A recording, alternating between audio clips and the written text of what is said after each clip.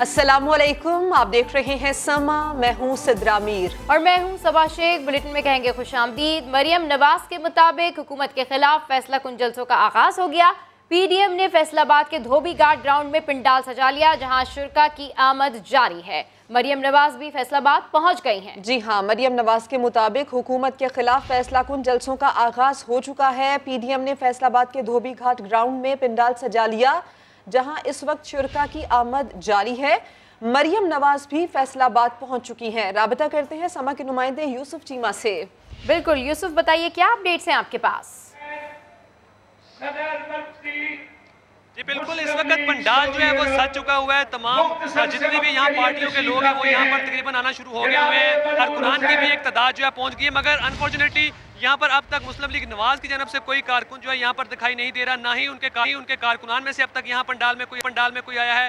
क्योंकि जितने भी झंडे, अगर मेरा कैमरा में पीछे दिखा रहा है तो यहाँ पर जितने भी फ्लैग्स मौजूद हैं मुख्तलिफ पार्टियों के जो पीडीएम का हिस्सा है उनके फ्लैग्स यहाँ पर मौजूद हैं। तमाम लोग यहाँ पर आगे हुए हैं। बाकायदा पार्टी तरानों के ऊपर यहाँ पर जो है लोग बाकायदा दुआ भी की गई, नमाज भी पढ़ी गई। इसके साथ साथ अगर खवातीन एनक्लोजर के हवाले से बात की जाए तो खवातीन एनक्लोजर भी अब तक खाली है, कोई खवातीन जो है वो यहाँ तक नहीं पहुँच सकी है। तो हम मरियम नवाज की रैली जो है वो फैसलाबाद में पहुँच चुकी है और उम्मीद कर रहे हैं कि बहुत जल्द वो यहाँ तक पहुँच जाएंगी। और कारकुनान के अंदर जो है बेताबी से इंतजार किया जा रहा है, क्योंकि सुबह से कारकुनान जो है वो यहाँ पर पहुँचना शुरू हो गए थे। दीगर जमातों का अब इंतजार किया जा रहा है कि जल्द अज जल्द कायदीन यहाँ पर आएँ और वो यहाँ पर आकर तकरीर करें और उनका जोश करवा सकें। ठीक है यूसुफ, हमें अपडेट करें सारी सूरत हाल से। मरियम नवाज के मुताबिक हुकूमत के खिलाफ फैसला कुन जलसों का आगाज हो गया है। पीडीएम ने फैसलाबाद के धोबी घाट ग्राउंड में पिंडाल सजा लिया है, जहां शुरा की आमद का सिलसिला जारी है और मरियम नवाज भी फैसलाबाद पहुंच गई। अपडेट करने के लिए शुक्रिया यूसुफ। पीडीएम का क्या हुआ? सेनेट में ऑपोजिशन लीडर यूसुफ रजा गिलानी से मुलाकात में अहम गैर मुल्की शख्सियत ने सवाल कर दिया। साबिक वजीर आजम ने बताया कि खिलाफ असेंबली से इस्तीफों पर हुआ। पीपल्स पार्टी ने जमहूरियत के लिए बहुत कुर्बानियां दी हैं। पार्लियामेंट में तमाम अपोजिशन इकट्ठी है। इस हवाले से मजीद अपडेट कर रहे हैं नईम अशरफ भट्ट। ऐवान बाला में अपोजिशन लीडर यूसुफ रजा गिलानी की बाअसर गैर मुल्की शख्सियत से मुलाकात। ज़राए के मुताबिक मुलाकात में पाकिस्तान डेमोक्रेटिक अलायंस के मुतालिक बात हुई। गैर मुल्की शख्सियत ने पूछा कि पीडीएम का क्या हुआ। जवाब में यूसुफ रजा गिलानी ने बताया कि पीपल्स पार्टी का पीडीएम से इख्तलाफ असेंबली से इस्तीफों पर हुआ। पीपल्स पार्टी ने जमहूरियत के लिए बहुत कुर्बानियाँ दी हैं, इसलिए जमहूरी इदारों के अंदर रहकर ही एहतजाज और अपोजिशन के किरदार पर यकीन रखते हैं। हम पीडीएम से अलहदा जरूर हुए हैं, लेकिन पार्लियामेंट में तमाम अपोजिशन इकट्ठी है। गैर मुल्की शख्सियत ने पीपल्स पार्टी के वाइस चेयरमैन से पूछा कि अब मुस्तकबिल में अपोजिशन की हिकमत अमली क्या होगी, जिस पर गिलानी साहब ने कहा कि हम अफगानिस्तान के मसले पर फौरी तौर पर पार्लियामान में इन कैमरा ब्रीफिंग चाहते हैं। बाकी तमाम मसाइल का हल भी पार्लियामेंट के अंदर और जमहूरी तरीके से चाहते हैं, जबकि मौजूदा हुकूमत ने जमहूरी इदारों को एतमाद में लेने की बजाय हर मामले पर आर्डीनेंस का सहारा लिया है। नईम अशरफ भट्ट, समा, लाहौर। मरियम नवाज कहती हैं अमरीकी नाज़िमुल उमूर से मुलाकात उनके लिए बड़ी खबर होगी, जिन्हें जो बाइडन का फोन नहीं आ रहा।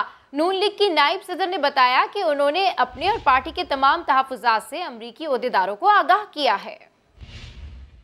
फ़ोन का इंतज़ार कर रहे हैं और उनको बाइडन साहब की तरफ से फ़ोन नहीं आ रहा, तो उनके लिए तो मेरा ख्याल है कि ये बहुत बड़ी एक ख़बर है। लेकिन मेरी बहुत सारी चीज़ों पर उनसे बात हुई और पाकिस्तान के बारे में हमारे जो कंसर्न्स हैं वो मैंने बिल्कुल कन्वे किए अपनी पार्टी की तरफ से, अपनी तरफ से। और फैसलाबाद के धोबी घाट ग्राउंड में पीडीएम जलसे के कन्वीनर और मुस्लिम लीग नून के कारकुन आमने सामने आ गए। गालम गलोच और धक्के दिए। काशिफ रंधावा ने कारकुनों को पैसे देने का इल्जाम भी लगा दिया। रिपोर्ट करेंगे यूसुफ चीमा। पीडीएम का फैसलाबाद में पावर शो। मुस्लिम लीग नून के कारकुन और जलसे के कन्वीनर में झगड़ा।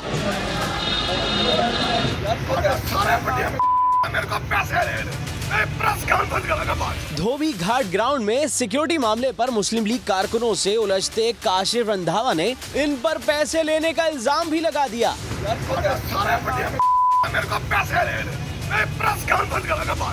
समा ने पैसे लेने के मामले का पूछा तो वो बात गोल कर गए। मैं प्रेस कॉन्फ्रेंस करूंगा। वो पैसे लेने वाली बात क्या है?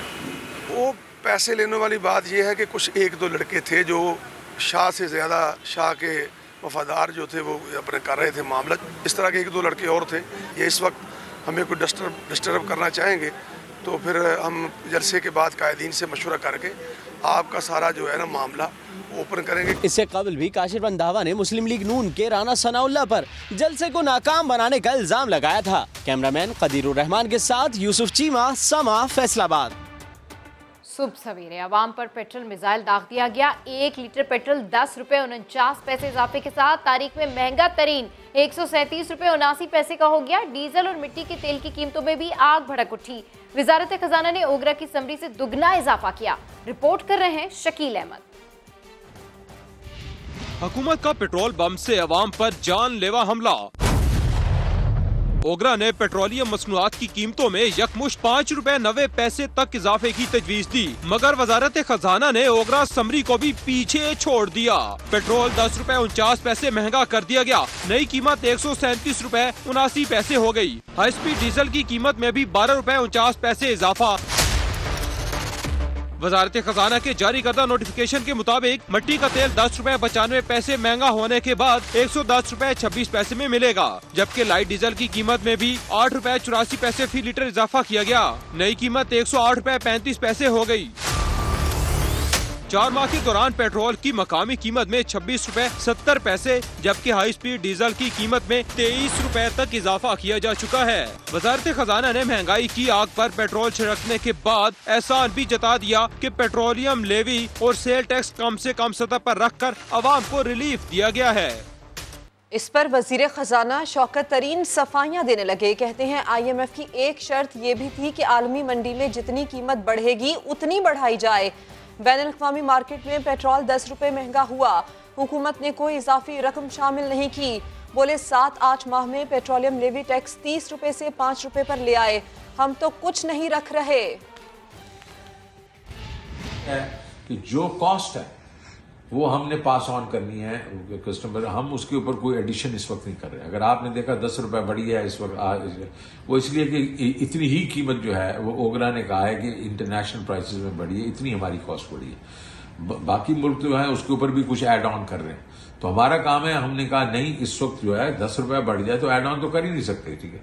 तो देखें इसके ऊपर हम बैठ के पहले हमने काफी 7-8 महीने जो है वो हमने टैक्स भी थोड़े कम कर दिए। जो हमारे पास पेट्रोलियम लेवी पड़ी थी उसको भी खाते रहे। अभी हमारे पास 5 रुपए 70 पैसे की पेट्रोलियम लेवी पड़ी है, एक वक्त में 30 रुपए थी, तो ये सिर्फ फिनोमेना है, वर्ल्ड जो ऑयल प्राइसेस बढ़ रही हैं वो पास थ्रू हो रही है। हुक्मरान चाहते हैं अवाम पिस जाए। आज पेट्रोल पंप गिरा दिया गया। मरियम नवाज पेट्रोल मसनूआत की कीमतों में तारीखी इजाफे पर गुस्से में नजर आई। जाती उम्रा के बाहर गुफ्तगू करते हुए कहा PDM अब फैसला कुन जलसे कर रही है, हुकूमत को खुद नहीं पता कि आज गई या कल गई। कहा हुकूमत के खिलाफ लॉन्ग मार्च फिलहाल जेरे गौर नहीं। पेट्रोल बॉम्ब जो है वो बिजली बन के गिरा है। आज आवाम के ऊपर क़यामत तोड़ी गई है। सब बनी गाला में नहीं रहते, सबकी सरकारी गाड़ियां नहीं है, फर्राटे भरती हुई मर्सिडीज नहीं है। आवाम का क्या कसूर है, रोज एक नई क़यामत उनके ऊपर टूटती है। हमारा हुक्मरान वो इतना बेहिस शख्स है, उसको ये एहसास नहीं है, वो जोड़ तोड़ में मसरूफ है।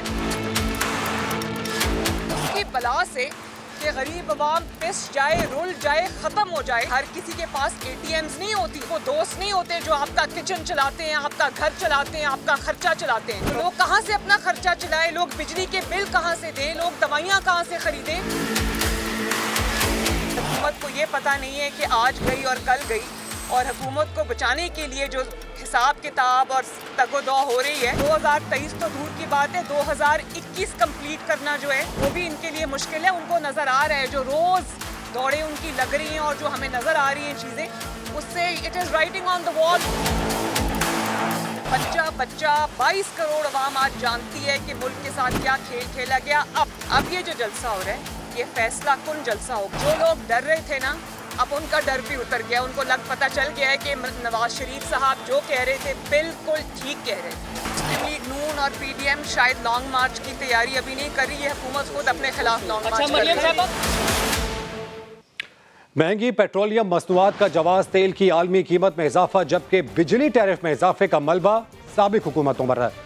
अवाम महंगाई की चक्की में पिसने पर मजबूर हैं। IMF का दबाव है या फिर माफियाज की मनमानी, हुकूमत खुद कोई जिम्मेदारी लेने को तैयार नहीं। कभी आवाम को बिजली के नाकाबिले बर्दाश्त झटके तो कभी पेट्रोल बम का धमाका। आवाम की खाल उधेड़ने के लिए हुकूमत के पास हजारों बहाने, लाखों जवाब। पेट्रोलियम की कीमतें यकमुश्त 12 रुपए 44 पैसे फी लीटर बढ़ाई तो आलमी मार्केट से मवाजना कर दिया। हुकूमत ने आज 10 रुपए 49 पैसे के हिसाब से पेट्रोल की कीमतें बढ़ा दी, जो 8.25% के करीब बनता है। पिछले 15 दिनों में आलमी मार्केट में तेल की कीमतों में 10 से 15% के दरमियान इजाफा हुआ।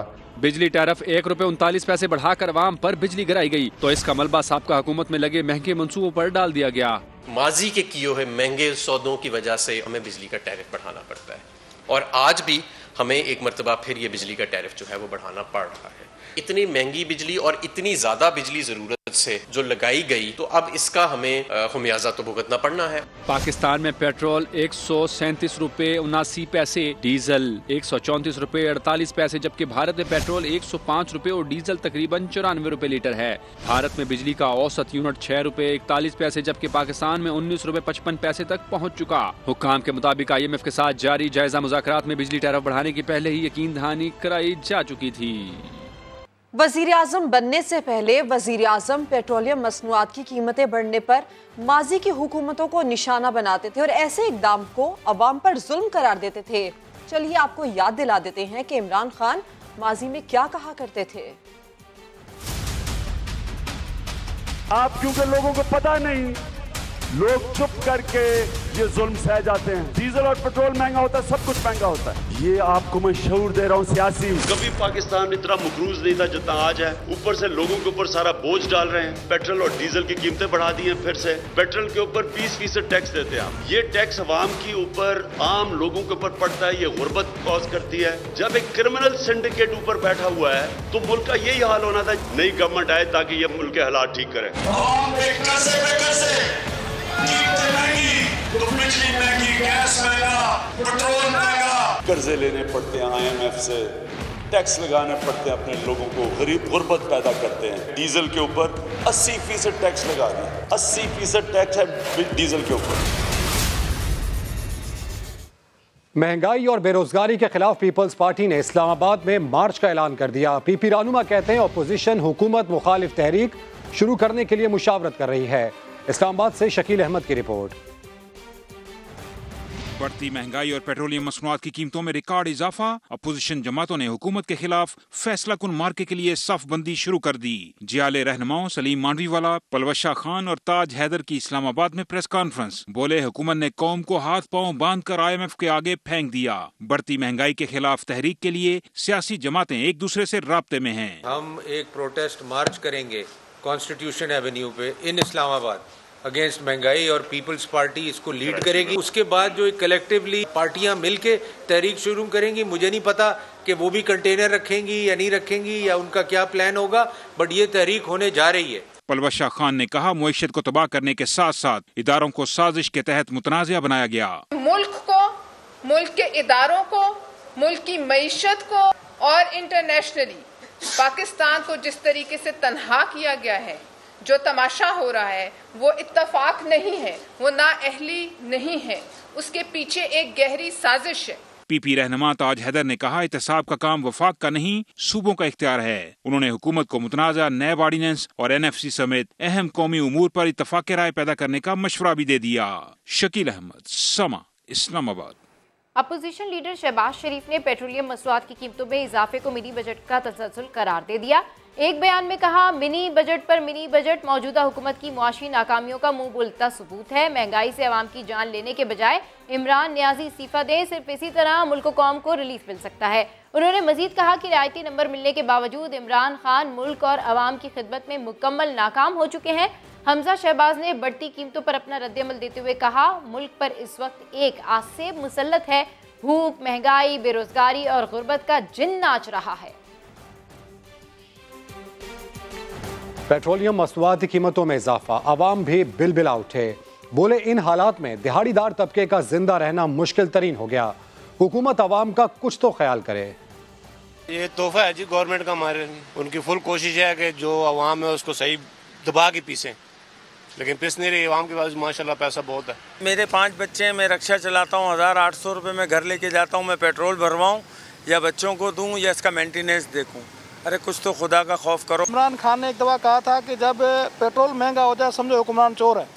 अब हम किसको कहे चोर हैं? 20,000 रुपये की तनख्वाह में काम कर रहे हैं, रोज़ का 130 रुपये का पेट्रोल डलाते हैं। पेट्रोल के भी पैसे नहीं होते हैं वास्ते हम लोगों को, फिर यार दोस्तों से मांगना पड़ता है, यार 1,000 रुपये दे दे तनख्वाह में से ले लियो। जबकि इमरान खान आए जो है ना, पेट्रोल बहुत महंगा हो रहा है। आगे भी हमें तो ये नहीं लगता कि पेट्रोल नीचे हो जाएगा, ऊपर की उम्मीद है कि महंगा हो सकता है। पेट्रोल महंगा, सब्जियाँ महंगी, खाने पीने की सारी महंगी, तनख्वाहों में कोई इजाफा नहीं है। बहुत गरीब आवाम बहुत परेशान है। गरीब को मारने वाला काम हो गया, पेट्रोल महंगा हो गया, हर चीज़ महंगी हो गई है। इन्हों अपने आप ख्याल आना चाहिए, शर्म आनी चाहिए इन्हों। जिस गरीब की 500 दिहाड़ी हो तो वो क्या करेगा? वैसे ये आवाम को निकलना चाहिए, रोडों पे निकल आए बस। दुनिया को एब्सोल्युटली नॉट कहेंगे, उसके इफेक्ट्स तो आएंगे और इसके आफ्टर इफेक्ट्स अभी और आएंगे, अभी और महंगाई होगी। गरीब आदमी सर गुजारा कर ही नहीं सकता। अब ये देखे ना, जब पेट्रोल महंगा होगा तो हर चीज़ महंगी होगी। जब का ये इमरान खान इसने तो आवाम का बिल्कुल बेड़ा गर्क कर दिया हो। और ऐसे में अंदरूने मुल्क चलने वाली बसों के किराए 500 रुपये तक बढ़ा दिए गए हैं। इंटरसिटी बस मालिकान का कहना है कि 2.5 करोड़ मालियत की गाड़ियां चला रही हैं। डीजल 12 रुपये लीटर महंगा हो गया तो जाहिर है कि किराया भी बढ़ेगा। मुसाफिरों का कहना है कि पहले ही इतनी महंगाई है, ऊपर से किराया बढ़ने से मजीद बोझ पड़ेगा। गवर्नर सिंध ने भी भरपूर दिफा किया। बोले, खित्ते के दूसरे मुल्कों की निस्बत पाकिस्तान में पेट्रोल की कीमत आज भी कम है। अवाम की जितनी फिक्र इमरान खान को है, कायद आज़म मोहम्मद अली जिन्ना और लियाकत अली खान के बाद किसी ने नहीं की।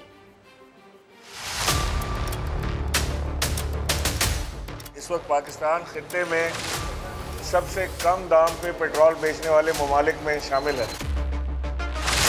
चाहे आप हिंदुस्तान से कंपेयर कर लें, चाहे आप बांग्लादेश से कंपेयर करें, लेकिन पाकिस्तान के प्राइसेस कम।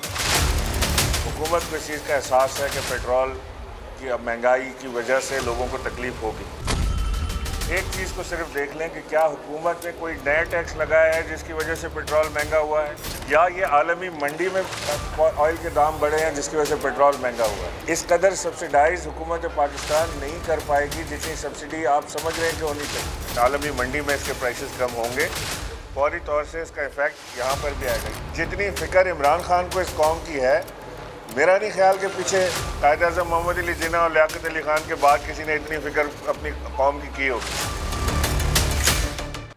आगे बढ़ते हुए अब जरा कुछ बात हो जाए लाहौर बोर्ड के तारीखी रिजल्ट की। 707 तलबा ने 1100 में से 1100 नंबर्स हासिल कर लिए। ये कैसे हुआ जानते हैं, दानियाल उमर हमारे साथ हैं। दानियाल बताइए, ये जादू कैसे हुआ?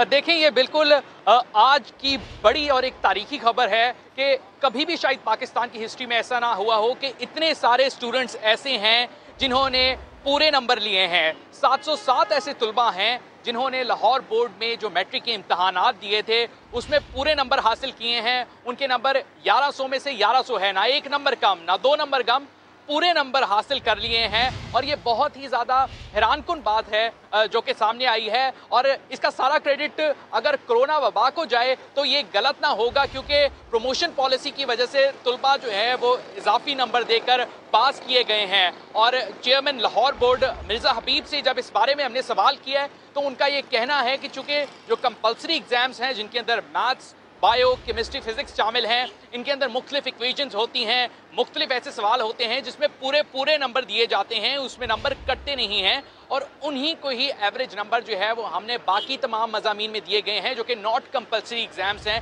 लाजमी मज़ामीन नहीं है। इसलिए उन बच्चों के लिए तो बहुत खुशी की बात होगी, लेकिन ये अपने आप में ही एक मुनफरिद, बहुत ही मुख्तलिफ नौयत के ये एग्ज़ाम्स हुए हैं। और साथ ही साथ इनके जो रिज़ल्ट आए हैं कि 707 ऐसे बच्चे हैं। या तो पहले होता था कि 1-2 नंबर कम बच्चे होते थे जिनके 1100 में से उनकी पहली या दूसरी या तीसरी पोजीशन होती थी। 707 ऐसे बच्चे हैं जिन्होंने पहली पोजीशन हासिल कर ली है। जी, तारीखी रिजल्ट, तारीखी नंबर आए हैं। दानियाल, अपडेट करने के लिए आपका शुक्रिया।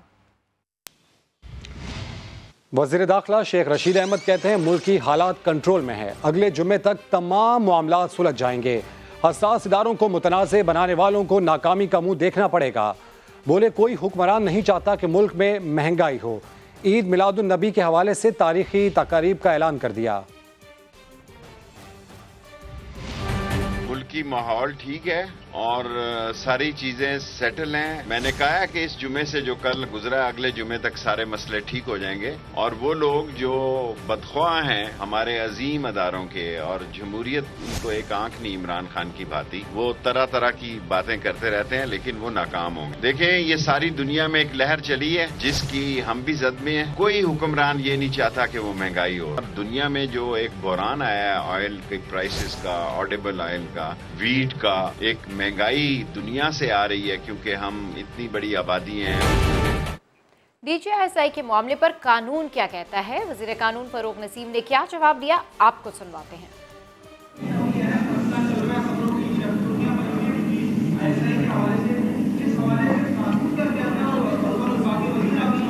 आपको मैं सही जवाब दूं और वो मेरा जवाब है नो कमेंट्स।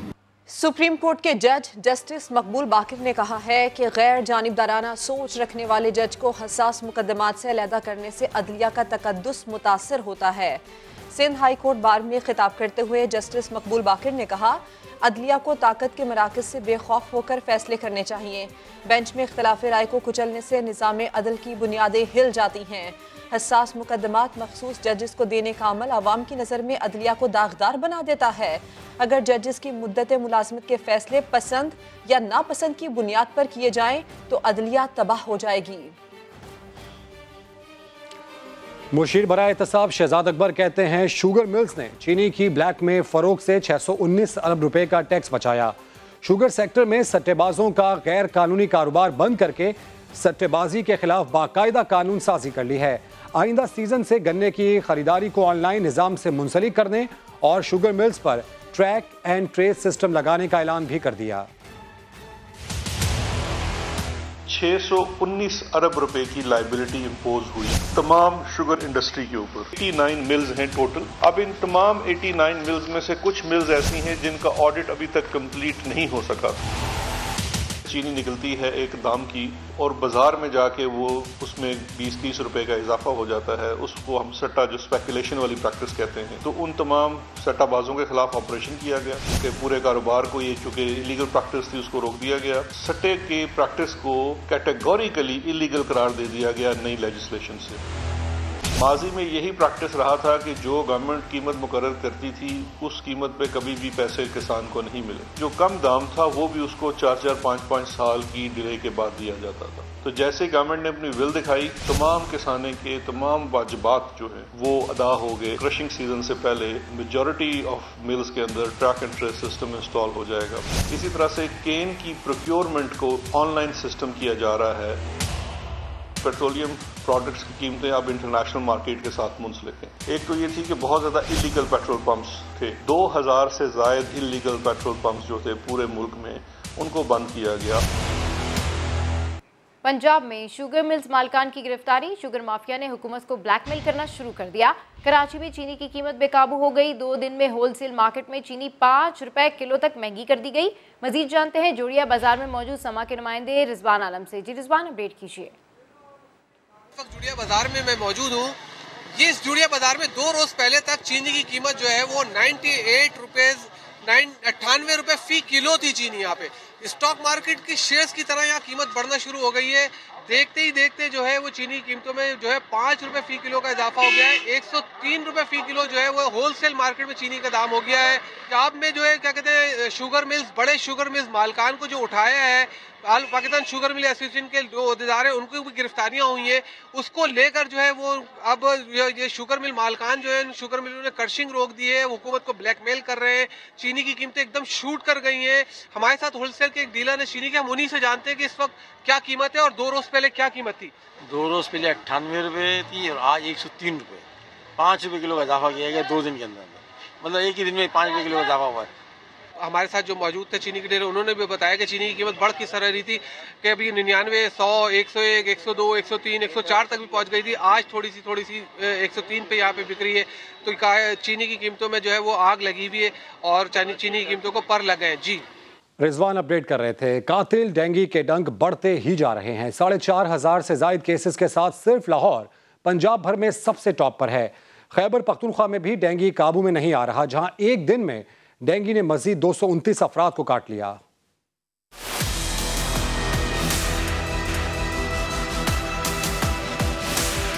डेंगू के वार बढ़ने लगे। जहरीला मच्छर लाहौर में शहरियों के सर पर सवार है। 24 घंटे के दौरान 319 नए मरीज सामने आ गए। मजमूई केसेस की तादाद 4,539 हो गई। सबसे ज्यादा अल्लामा इकबाल टाउन और डिफेंस मुतासिर हैं। लाहौर के अस्पतालों में इस वक्त डेंगू के 800 से ज्यादा मरीज जेरे इलाज हैं। इस्लामाबाद और रावलपिंडी की सूरत हाल भी अलार्मिंग है, जहां मजीद 218 अफराद डेंगू का शिकार हुए। वफाकी दारुल हुकूमत का इलाका तरलाई डेंगू से सबसे ज्यादा मुतासिर है।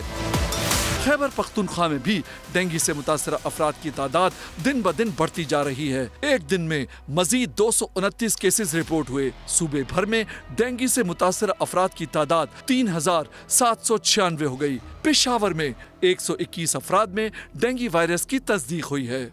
और वो कहते हैं ना कि मरे हुए को 100 दुर्रे। लाहौर में डेंगू का खौफनाक फैलाव और स्प्रे करने वाली गाड़ियां खराब निकली।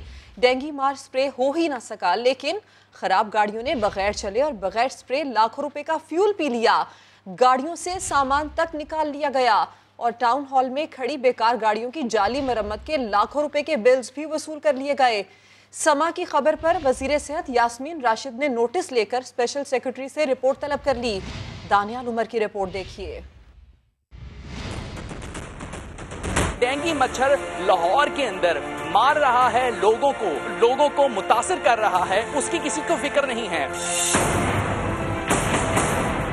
लाहौर में डेंगू ने तबाही मचा दी, मगर जिले इंतजामिया ने नालायकी की इंतहा कर दी। ये हैं टाउन हॉल में खड़ी गाड़ियां जो डेंगू स्प्रे मुहिम के लिए इस्तेमाल होनी थी, मगर कौन सा स्प्रे, कहां का स्प्रे? गाड़ियां तो खराब हैं, किसी में सीटें नहीं तो किसी गाड़ी के टायर फटे हुए हैं। ईंटों पर खड़ी स्प्रे करने वाली इन गाड़ियों का सामान भी निकाल लिया गया है।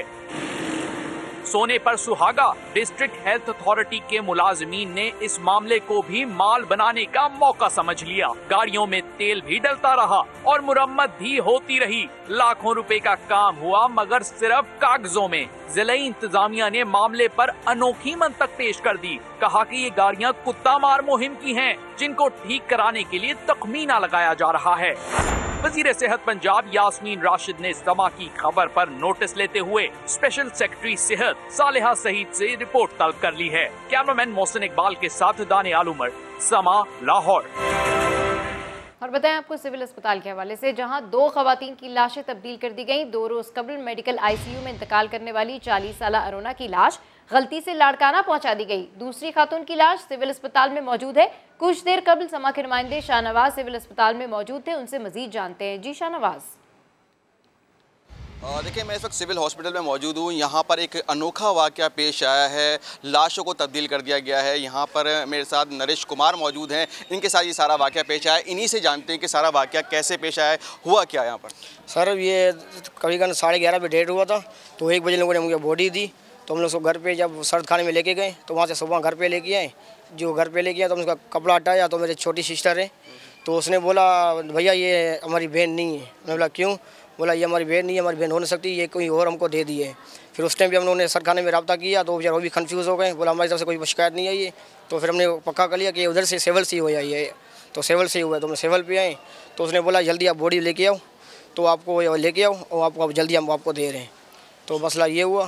सही है। तो आपने जब जाते हुए यहाँ से जब लाश लेके जा रहे थे, तो क्या आपने अपनी जो बॉडी है उसको नहीं देखा?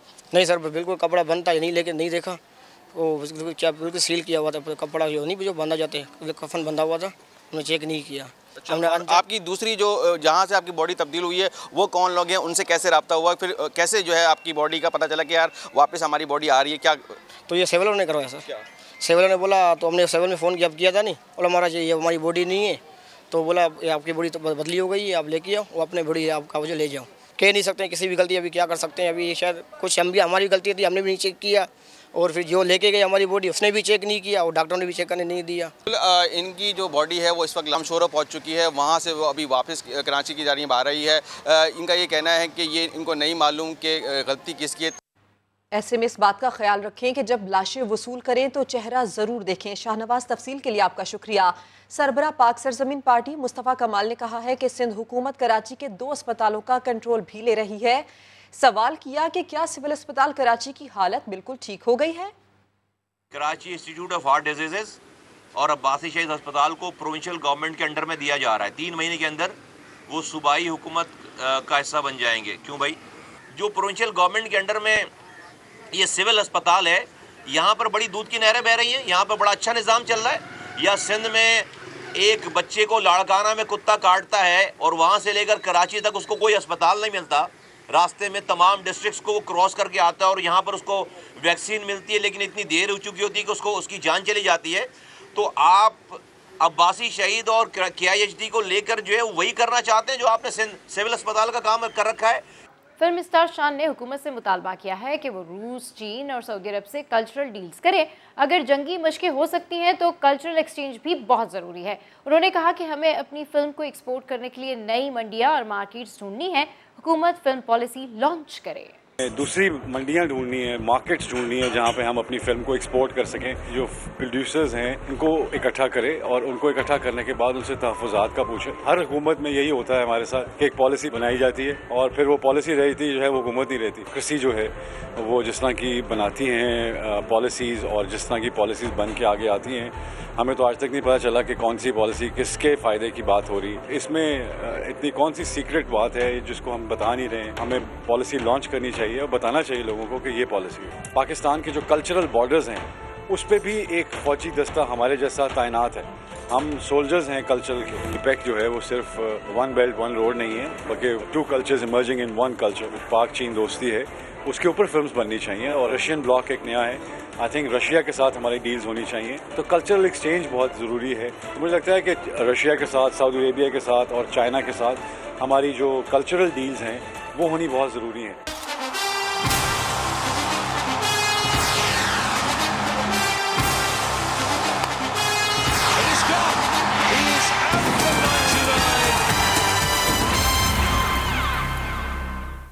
T20 वर्ल्ड कप के आगाज में सिर्फ 1 रोज बाकी रह गया। क्वालिफाइंग राउंड का आगाज कल से हो रहा है, जिसमें 8 टीमें पंजा आजमाई करेंगी। 4 टीम्स क्वालिफाई करके सुपर 12 राउंड में जगह बनाएंगी, जो 23 अक्टूबर से शुरू होगा। पाकिस्तान और भारत 24 अक्टूबर को आमने सामने होंगे।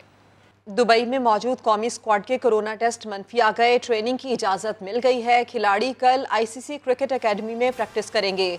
बाबर आजम ने वर्ल्ड कप के लिए केन विलियमसन को बेहतरीन बल्लेबाज और हसन अली को बेहतरीन बॉलर करार दे दिया। T20 क्रिकेट वर्ल्ड कप 2021 की किट सियालकोट में तैयार की गई है। इसकी तैयारी में कौन कौन से अहम जुज़ शामिल हैं, देखिए शहजाद अहमद की खुसूसी report. Off road jeep rally Gwadar के स्टॉक कैटेगरी के मुकाबले शुरू हो गए, जिसमें 40 से ज़ायद गाड़ियां हिस्सा ले रही हैं। मुकाबले में 3 इंटरनेशनल और 2 पाकिस्तानी खवातीन रेसर्स भी इन एक्शन हैं। फैसलाबाद के धोबी घाट में PTM का जलसा जारी है, मगर खाली कुर्सियां कारकुनों की मुंतजिर हैं। जी हाँ, मनाजिर भी हम आपको समा की स्क्रीन पर दिखा रहे हैं। ये है वो पंडाल जहाँ पर PDM ने आज अपना सियासी कुव्वत का मुजाहिरा करना है, लेकिन इन मनाजिर में अवाम नज़र नहीं आ रही हैं, जिन अवाम की बुनियाद पर मरियम नवाज ने यह बयान दिया था कि अब अवामी जलसों का आगाज़ होने जा रहा है, अवामी कुव्वत का मुजाहिरा होने जा रहा है। तो फिलहाल यहाँ पर तो सिर्फ खामोशी और सुनसान ये पंडाल नजर आ रहा है। बिल्कुल सिद्रा, ऐसा लग रहा है कि जलसा खत्म हो गया है। जो मनाजिर हम समा की स्क्रीन पर देख रहे हैं उससे तो ये जाहिर हो रहा है कि शायद ये जलसा खत्म हो गया है, लेकिन ये जलसा तो अभी शुरू ही नहीं हुआ। यहाँ पर आप कुर्सियाँ देख सकते हैं समा की स्क्रीन पर, ये कुर्सियाँ सारी खाली हैं। और मरियम नवाज ने तो यहाँ आने से पहले भी ये बयान दिया है कि अब जो फैसला कुन जलसे हम करने जा रहे हैं हुकूमत के खिलाफ, मगर यहाँ तो कुछ सूरत हाल बिल्कुल मुख्तलिफ नजर आ रही है। फैसलाबाद में ये धोबी घाट है जहाँ पर PDM का ये जलसा जारी है, मगर खाली कुर्सियाँ हैं, कारकुनों की मुंतजिर हैं। तो कायदीन आके खिताब किससे करेंगे, ये पूछते हैं हम समा के नुमाइंदे से, उस्मान से। जी उस्मान, ये क्या हो गया? कायदीन कहाँ खिताब करेंगे, किससे खिताब करेंगे?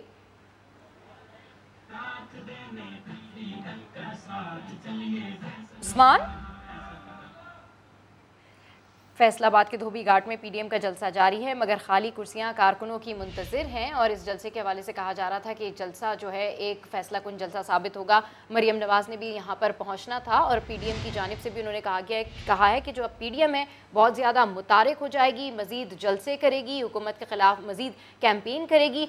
लेकिन यहाँ पर जो सूरत हाल है ये अजीब व गरीब सी सूरत हाल है कि यहाँ पर कारकुनान ही मौजूद नहीं है अपने कायदीन का खिताब सुनने के लिए। और 8 अरब की गैर कानूनी ट्रांजैक्शन का केस, आसिफ जरदारी बादियो नज़र में करप्शन और मनी लॉन्ड्रिंग से गैर कानूनी फवायद हासिल करने में मुलव्विस करार पाए। एहतसाब अदालत ने साबिक सदर की दरखास्त बरियत मुस्तरद होने का तहरीरी फैसला जारी कर दिया। कहा तरमीमी ऑर्डिनेंस की रियायत पब्लिक ऑफिस होल्डर के लिए नहीं, डॉलर्स खरीदने और बैरून मुल्क भेजने पर साबिक सदर की पॉलिटिकल सेक्रेटरी रुखसाना मंगश को भी तलब कर लिया गया। रिपोर्ट कर रहे हैं सोहेल रशीद।